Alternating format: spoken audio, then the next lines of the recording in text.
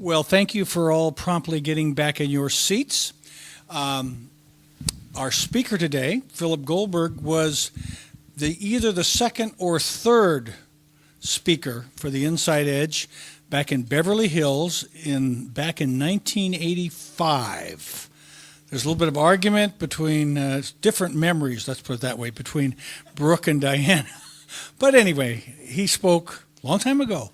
And he's been on quite an adventure. He's got a lot of publications. He's quite an expert and a student of the Hindu philosophy. And he has a book, he's on his book tour now, called American Veda. And Diana has read most of it, and she thinks it's absolutely fantastic. So, without further ado, Mr. Philip Goldberg. Thank you, sir.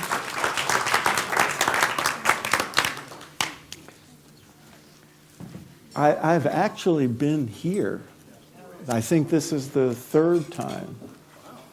So and it's really nice to be back.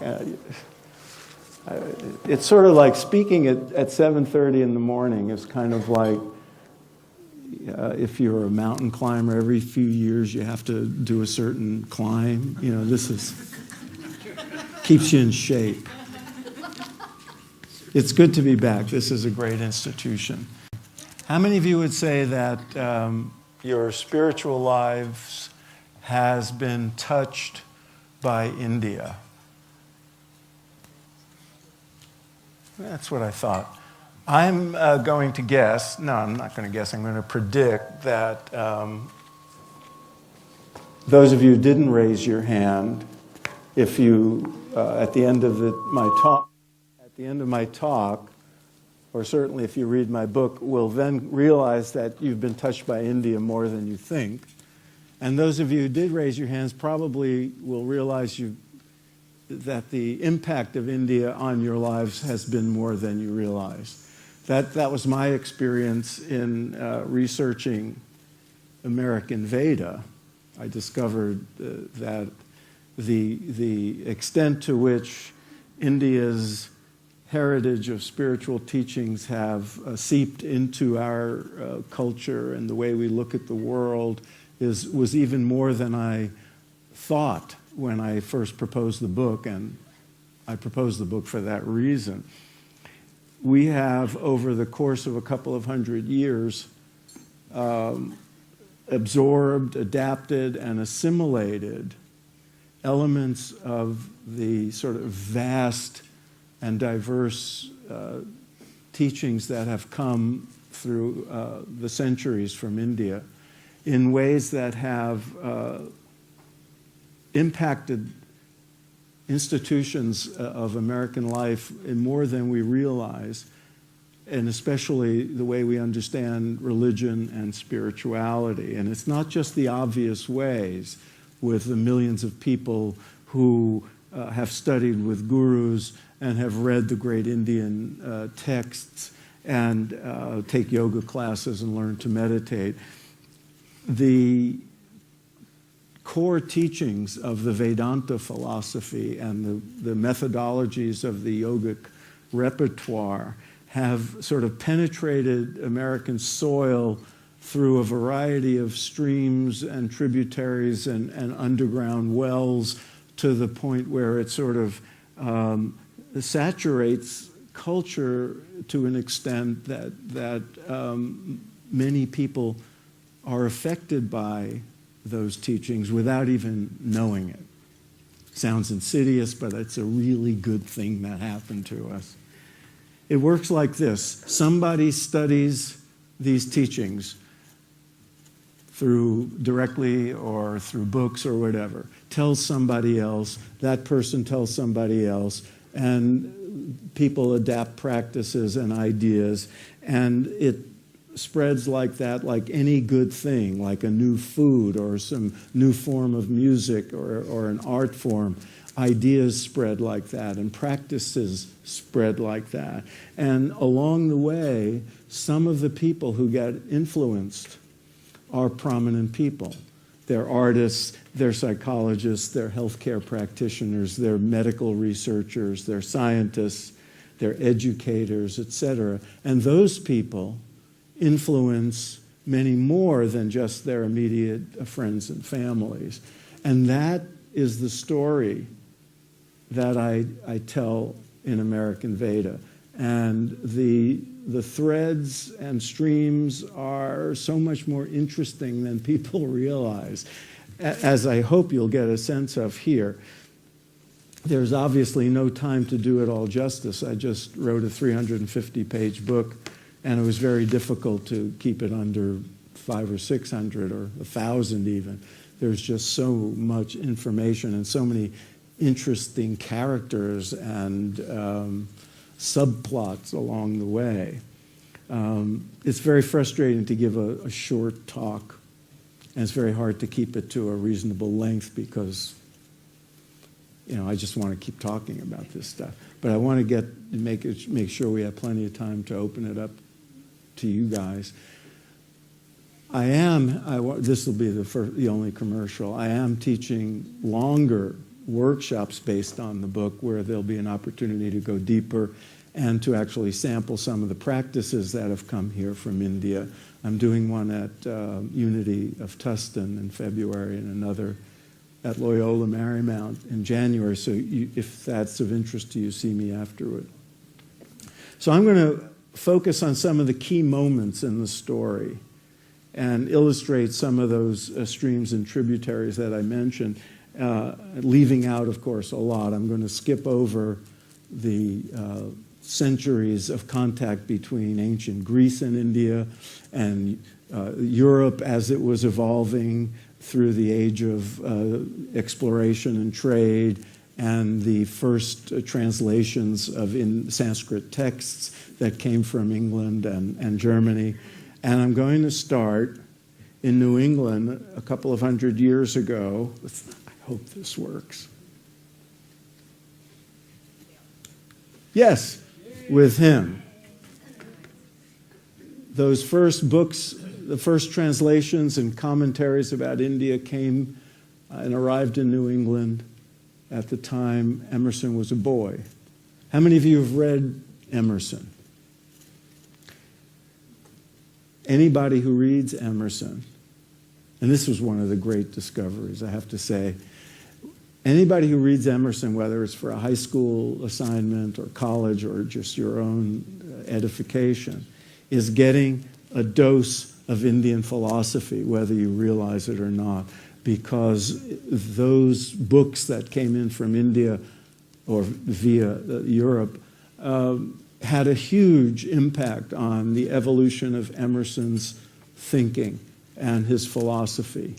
And his impact on America is so profound and so deep that, you know, he's called our founding philosopher, our founding thinker, the Plato of America. His influence on our collective worldview and our literature is extraordinary. So that I say in the book, if he was the only person in America who ever read a text from India, the influence of India would still be very great. And of course, his first impact was on Thoreau. How many of you have read Walden at some point in your life? Right? When you read Walden, you read about the Bhagavad Gita because he had it with him at the pond every day. He borrowed it from Emerson's library, and it had a very big effect on him, and he extols the virtues of Indian thinking. When you read, anybody who reads Thoreau, whether it's some young kid in his backpack or, you know, an older person revisiting it, you are reading probably the first person, certainly the first public person, to call himself a yogi. He uses that term in the book. Now, I just want to give you a quick illustration of one of the many ways that the India-America influence reverberates back and forth across the globe. Thoreau was influenced very deeply by the Bhagavad Gita. Gandhi was influenced by Thoreau. Martin Luther King was influenced by Gandhi. This is one of the many ways that this relationship has fed upon itself. Those two guys had an effect on Whitman, our sort of founding poet, our bard. He was strongly influenced by India, and his work, his persona, and what he did with poetry is still with us. He set the template for American poetry. Everybody from Emily Dickinson to Bob Dylan was affected by what Walt Whitman created. So these are some of the ways that little tastes of India end up being translated into American idioms, and then idioms, and then filter into the culture. Some of the people in New England who were immediately affected by Emerson especially, and then directly by Indian texts, were the sort of founders of what came to be called the New Thought movement. Madame Blavatsky, who started Theosophy, Mary Baker Eddy, who started Christian Science, and then a little later, Charles and Myrtle Fillmore and Ernest Holmes, the founders, respectively, as you know, of Unity Church and Religious Science. This was one of the great discoveries, how much those sort of progenitors of New Thought were affected directly by India. You can see in their own writings, especially early on. If you go to a Unity Church, if you go to a Church of Religious Science or Science of Mind, if you go to Agape or any of the places down here, you are getting a taste of India when you go and hear a sermon, whether the speaker mentions India directly or not, because it is in the sort of founding DNA of New Thought. And if you look closely, you can see it, Ernest Holmes especially, because he came along later at a time when access to Indian teachers and books were much easier than it was early on. He actually was a friend of Yogananda's. Then there was this big turning point. I'm going to just mention a few of the big turning points. This is a poster of Swami Vivekananda at the 1893 World's Parliament of Religions in Chicago. This was a huge turning point. He's the Jackie Robinson of the story. He was the first. He was the first Indian teacher to come here and have an impact on America. A giant figure in the book. He spent about 3 years here on 2 separate visits and established the first teaching institutions to bring the teachings of Indian philosophy, or Vedanta, to in westernized form. So he created the Vedanta Society, which ended up having centers in most of the major cities, and generations of swamis sent from headquarters in India after Vivekananda died in 1902. Swamis came to run the centers, and their influence has been extraordinary. And I'm going to give you a couple of examples of these threads. Oh, what happened? I went back. But I want to pause for a second, because this is a good moment to just sort of say, what is it that actually came here, right?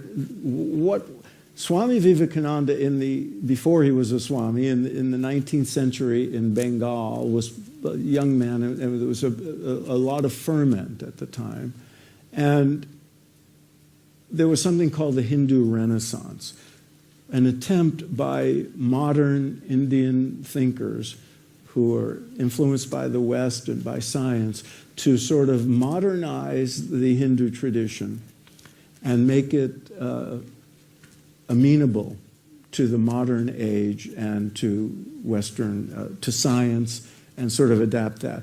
And what Vivekananda did was it set the template for all the successful gurus who have come here over the last couple of hundred years, because he introduced a way to be spiritual that was so practical and so rational that it could be understood as a science of consciousness, not necessarily as a religion. They removed a lot of the Indian cultural artifacts that we associate with Hinduism because they were not necessary, and taught a philosophy and a series of methodologies that anybody could adapt into their way of life.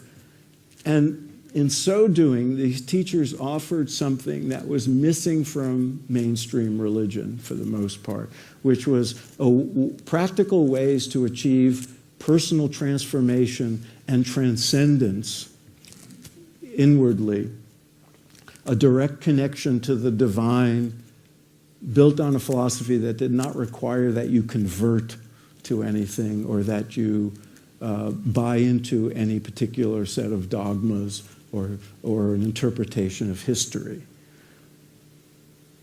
And they were respectful of all the traditions. Every teacher from India who came here revered the person of Jesus as a great master. And all of these things proved to be enormously successful, especially with well-educated, open-minded Westerners, whether they were religious in orientation or secular in orientation. It was a wonderful to think sort of in commercial terms, it was a really good product for this market. And some of those people who were influenced by these teachings, some of the Americans, became disseminators of the teachings themselves, what I call in the book Vedic transmitters. For example, this is Swami Prabhavananda, who ran the Vedanta Society in Los Angeles with Aldous Huxley and Christopher Isherwood back in the 1940s. Huxley, Isherwood, and Gerald Hurd, who's not pictured, were expatriate Brits who lived in America and great literary superstars and philosophers who were mentored in Vedanta by Prabhavananda and produced voluminous writings that I won't even begin to list, including Huxley's classic, The Perennial Philosophy, that were among the very first books about Indian philosophy that many of us read in the 1960s. I still have my copies, and I know I have had them that long because the price is 95 cents. At the same time, in St. Louis, the person who ran the Vedanta Society was Swami Satkaprashananda, and he was mentoring a young religious scholar named Houston Smith back in the 50s. And of course, Houston Smith went on to become the most important scholar of religion of our time and wrote a classic textbook on comparative religion that is still being used, still sold by the thousands, sold over 5 million copies altogether, and changed the way we understand religion and the way comparative religion is looked at because of his mentorship with the Swami. And I got that straight from Houston's mouth when I interviewed him. These are some of the ways that these threads come in. In New York, at the same time, Swami Nikhilananda was teaching Joseph Campbell. How many of you have read or seen Joseph Campbell on television? There he is being interviewed on the famous PBS series by Bill Moyers.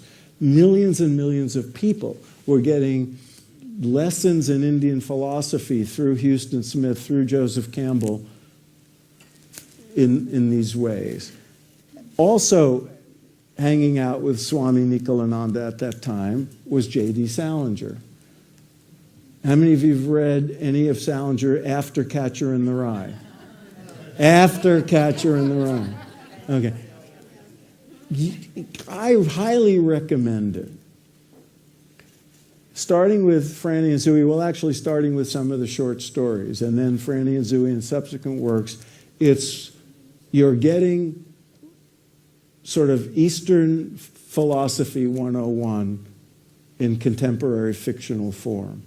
And it's really extraordinary. I had to write an essay for a book once about the book that most influenced my life, and I chose Franny and Zooey.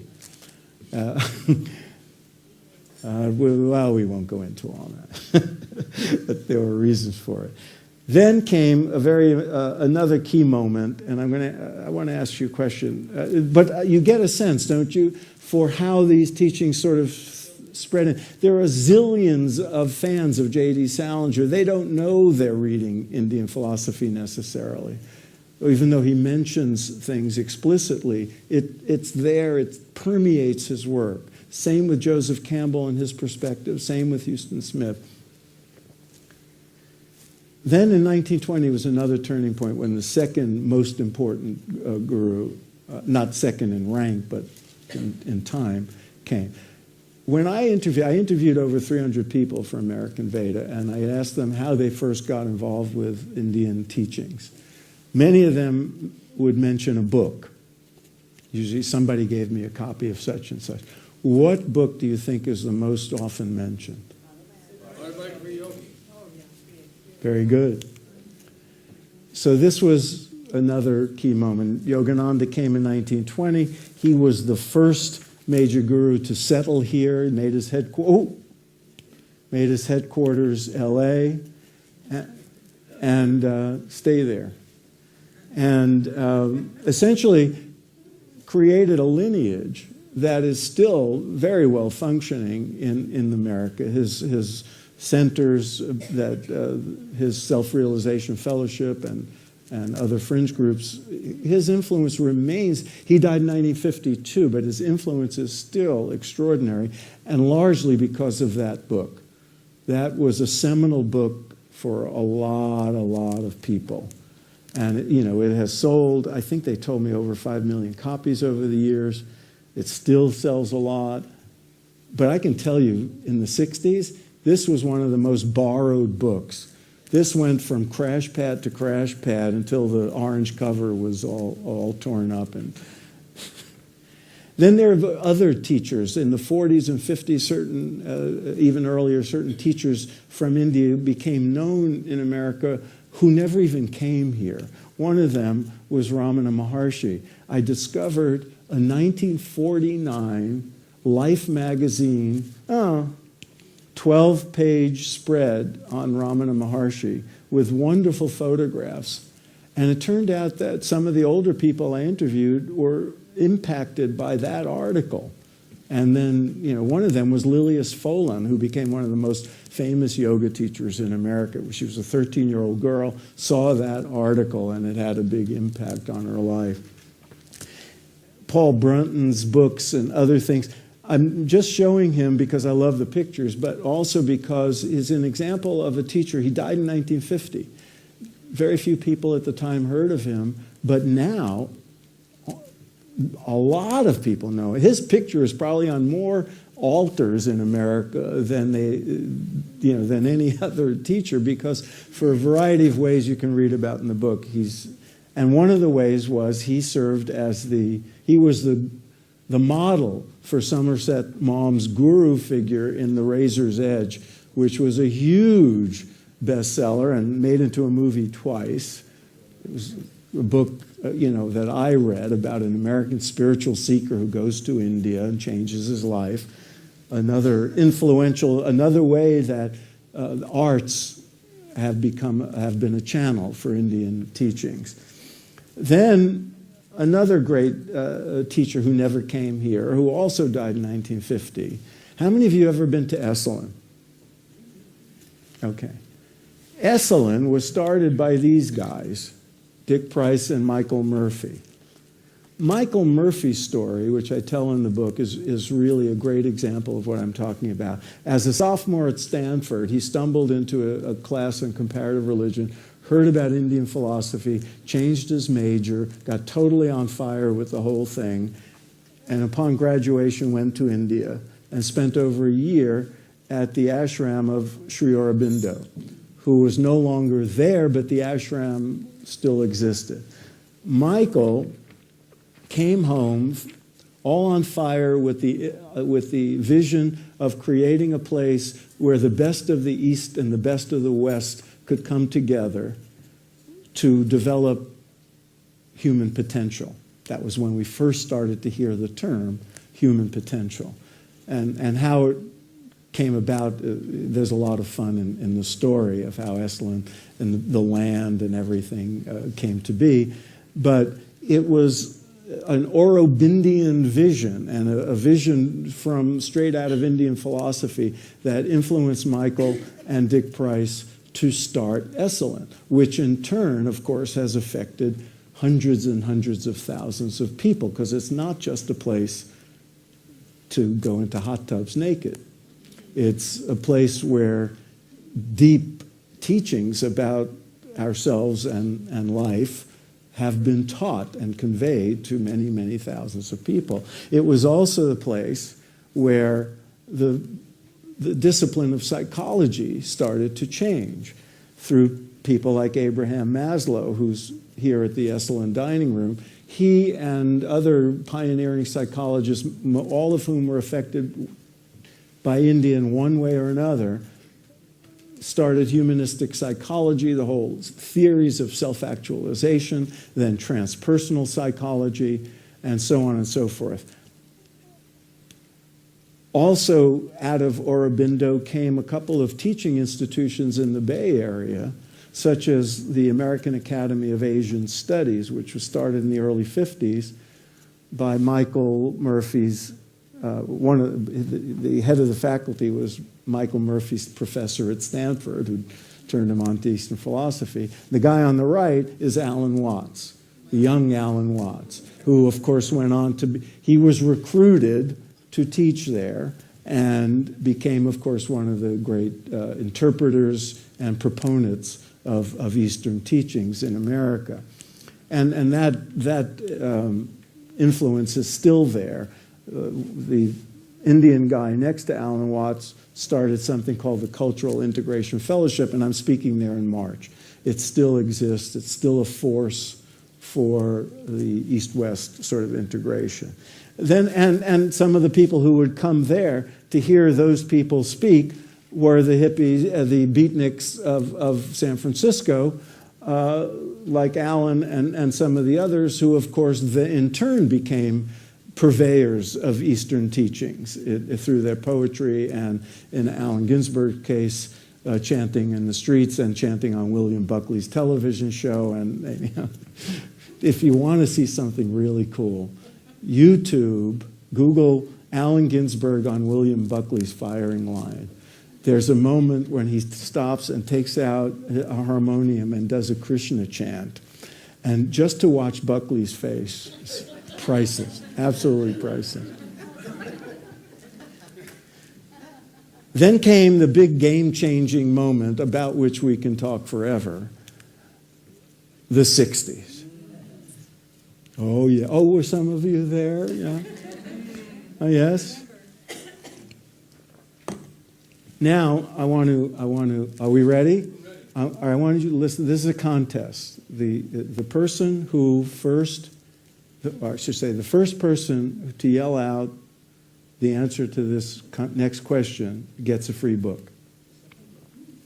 American Veda, not just any book. The question is, we're going to play a little music. The question is, why is that relevant to this subject? Ready? Oh, please work. Why?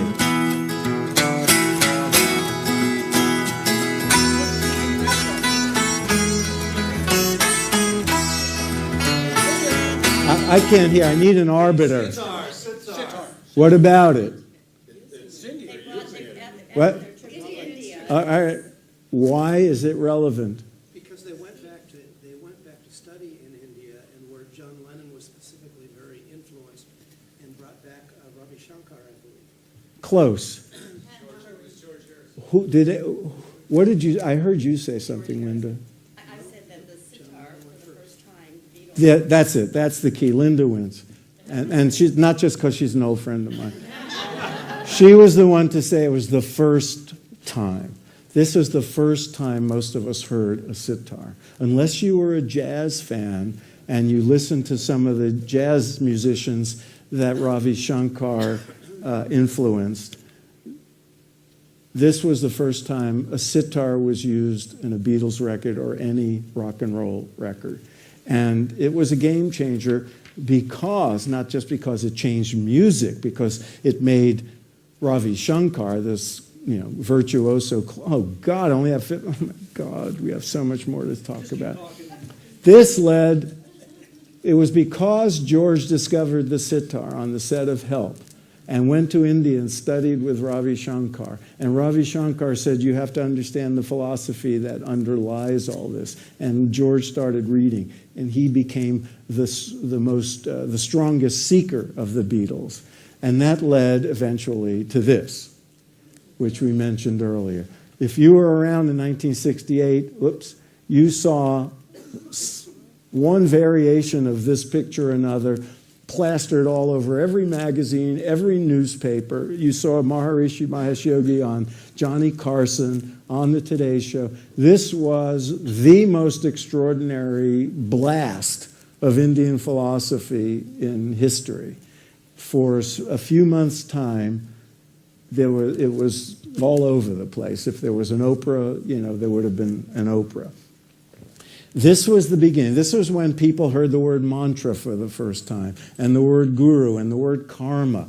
This is what led to the legitimization of meditation. Because with all the young people like me who are running out and learning to meditate and changing their lives, scientists said, "What's going on here?" They started doing studies. I was actually a subject in Herbert Benson's first study of meditation on blood pressure, 1969 or 70. And that now there's thousands of studies. And now your doctor will tell you to meditate for stress release, whereas at the time it was a hippie phenomenon. It moved quickly into the mainstream so that 7 or 8 years later, the same Maharishi Mahesh Yogi was on Merv Griffin's show with Clint Eastwood and Mary Tyler Moore talking about meditation, not the Beatles. And so this is 1975. This was a game changer. As a result of this, Indian teachings had become so mainstream and so legitimate that we then had a parade of gurus. And I'm just going to run through some of them quickly, and I apologize if I left your guru out. Swami Satchidananda, who spoke at Woodstock and numbered many, many disciples, including Dean Ornish, who based his whole program, his heart, Dr. Dean Ornish, his whole heart disease intervention on Satchidananda's yoga teachings. And of course, the Hare Krishnas were everywhere. And Krishnamurti, here as a young man, then as an old man, who had been around for decades, suddenly had many, many more people coming to see him. Even though he was denouncing all the gurus, everybody came to see him because they saw him as a guru, despite his own denunciations. And then Swami Muktananda with Guru Mai, his successor, and Swami Rama, they're pictured on the left, being studied at the Menninger Clinic. Sri Chinmoy, some of whose disciples were famous musicians like Carlos Santana. Guru Maharaji, who was then 13 years old. Remember him, the 13-year-old perfect master he was called. He is still teaching under his real name, Pram Rawat. He's a nice 50-something-year-old man with a family living in Malibu. and gave up his messiahship. Rajneesh Osho, who later became Osho, who was rather the most notorious, and the teachers who are most responsible for the physical yoga that we now think of as yoga, Iyengar and Pattabhi Jois. All these people came. They all brought out a different aspect of Indian teachings and yogic practices. They all appealed to different people. Of course, there was a lot of mixing and matching. Yes, 10 minutes. And then, of course, we have the advent of Westerners, Americans, becoming teachers in their own right, the prototype being Ram Dass, who, of course, was previously Richard Alpert, the Sundance Kid to Timothy Leary's Butch Cassidy and the psychedelic time, and then, became Ram Dass, and the first American to attract large numbers of people. I interviewed him for the book, and I asked him what he thought his effect on the culture was, and he said, I was like an uncle to the counterculture. And he was like your hip uncle who knew stuff and was living it as a real-life American, not as an Indian Swami or guru. Then, of course, other Americans became gurus. Other Americans became teachers influenced by Indian philosophy and famous.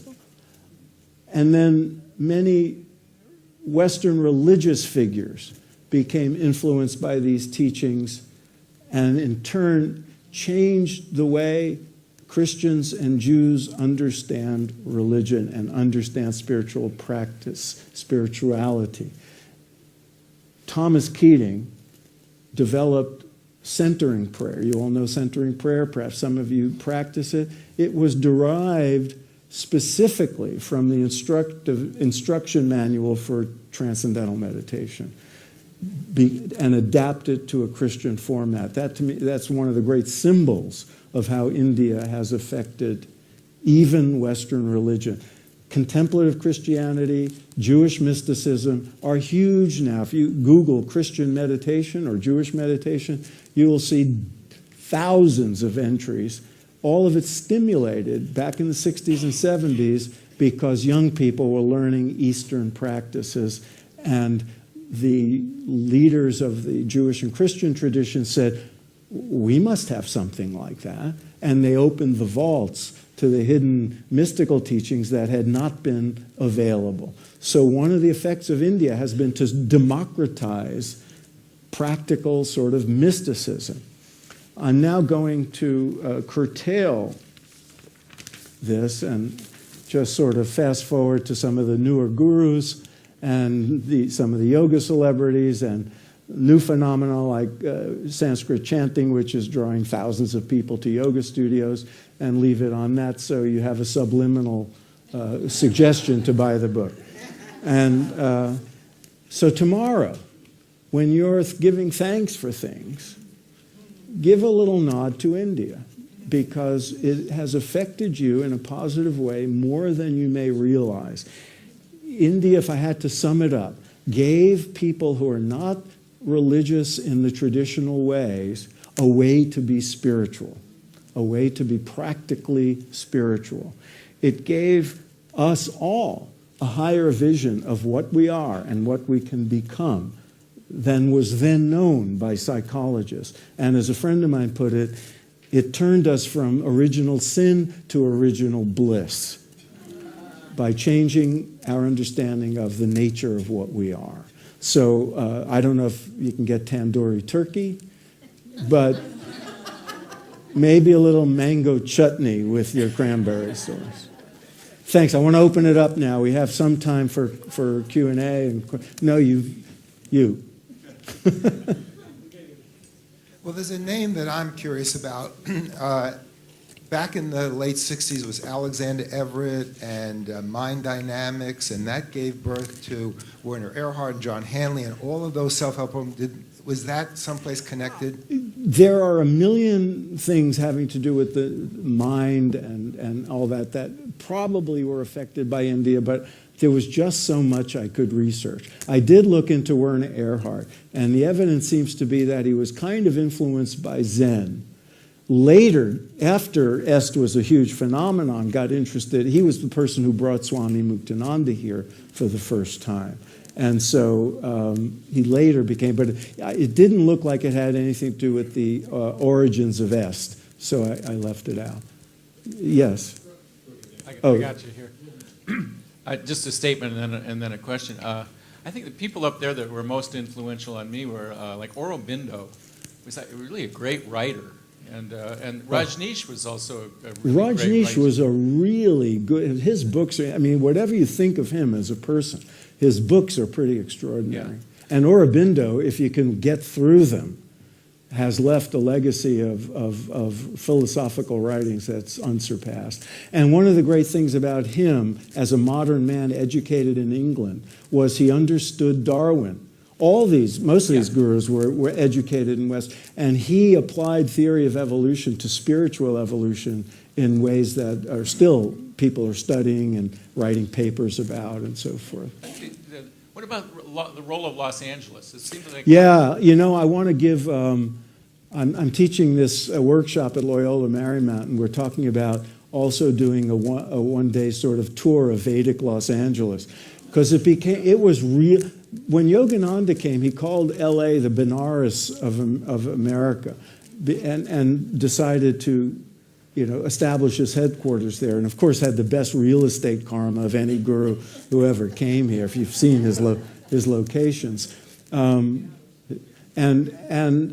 so they were here. The Vedanta Society's main temple was here. The TM in the heyday was their offices were here. The Hare Krishnas they were all here and still are to a large extent. Yeah. A number of my friends are involved with Kabbalah. I didn't hear you mention that. Kabbalah. Uh-huh.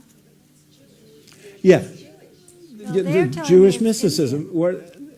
Kabbalah was a form of Jewish mysticism that was so esoteric it was only for certain men over 40, buried esoteric teachings. It is now widely available and democratized largely because some of the proponents of Kabbalah as young men, because they're usually men, were people who went to India and studied in ashrams and knew gurus and then looked into their own tradition and decided to revive it and bring it out for the modern age. Got it.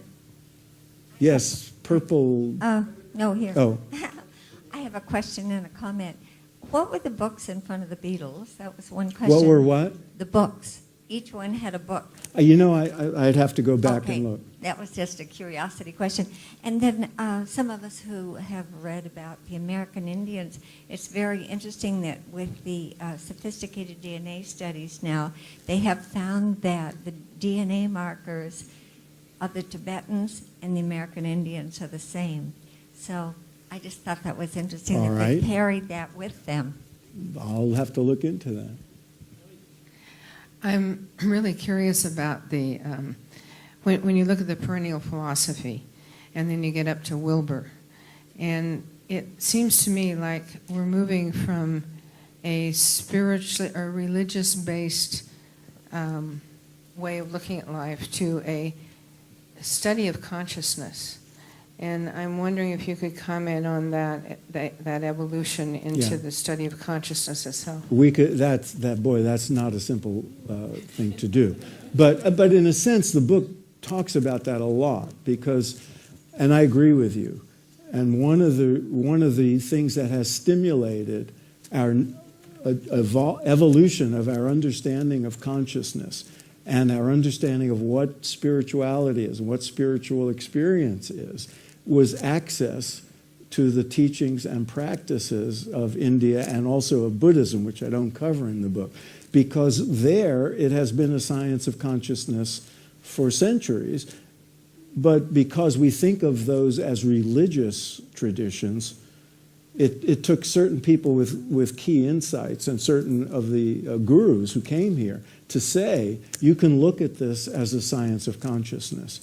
You don't have to look at it in religious terms, which is what got psychologists interested in it. And so the whole understanding of human development shifted. As I put it in the book, there was a ceiling on human development, and then access to these teachings and experiences of higher states of consciousness sort of built more stories onto our understanding of human development. And that's an ongoing project. Actually, Esalen one of the places where there's an important study of consciousness going on. And I think that that's in the direction we're going. I just wrote, I blog on the Huffington Post. The blog that's coming up any day now, so I just sent it in, is something, I think I called it, let's hear it for sane spirituality. And I think one of the effects of the exposure to Indian and Eastern teachings in general has been to give us a way to be spiritual in a sensible, rational, pragmatic way, so that the alternatives, despite what you hear on television, aren't just traditional fundamentalist kind of religion and atheism. And I think if you look at all the trends, in chapter 1, I give evidence for how India has affected our understanding of religion and spirituality, and I think it's reflected in the religious surveys. So the number of people who call themselves spiritual but not religious, there's a steady rise over time of that category, and it doesn't mean they're serious for the most part about their spiritual lives, but not conventionally religious. And young people in their 20s and 30s, the biggest percentage of all. So that's the direction it's going. Sorry to take up all this time, but thank you all. Thank you very much. My pleasure.